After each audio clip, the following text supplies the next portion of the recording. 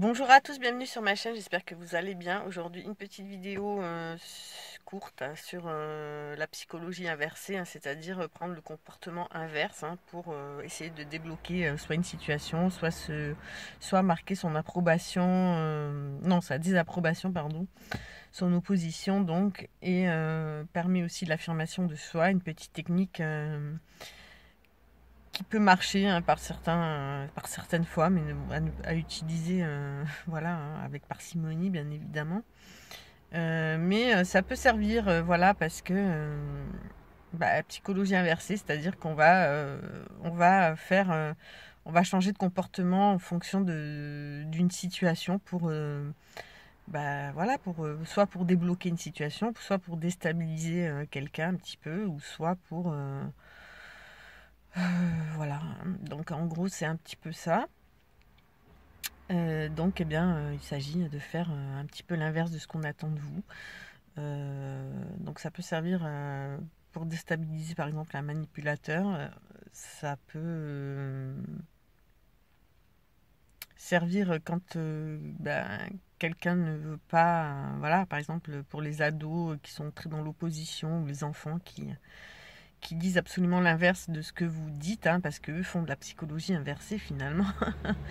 Et eh bien, c'est de vous aussi, par exemple, un enfant qui ne veut pas manger, eh bien, on aura tendance à lui dire: «Allez, mange, ouvre la bouche», on aura tendance à insister lourdement, alors qu'en fait, il s'agit de le laisser faire et que vous allez voir qu'il va se diriger lui-même vers son assiette. Donc c'est souvent un comportement humain assez, assez régulier, qu'on trouve un petit peu partout, où l'humain semble un petit peu toujours se mettre à contre-pied en fin de compte de ce qu'on lui demande, par rapport à une demande. Et c'est aussi celui qui va se mettre dans cette opposition et dans cette va aussi par là marquer son affirmation de soi. Euh, donc voilà, c'est vraiment une petite astuce, une petite technique qui permet des fois de débloquer certaines situations, comme pour un enfant, voilà, on va le laisser finalement faire comme il le veut, prendre l'attitude inverse, parce que le fait d'interdire quelquefois, eh bien, c'est dans le même principe, en fin de compte, le fait d'interdire des choses va faire que, comme les ados, par exemple, le fait qu'on va leur interdire certaines choses va faire qu'ils vont s'y précipiter 2 fois plus vite. Donc finalement, de dire que, bien sûr, de le faire plus en douceur, ou en tout cas de le laisser finalement faire ses expériences, ou faire ça va lui ça va peut-être moins lui donner envie de le faire finalement.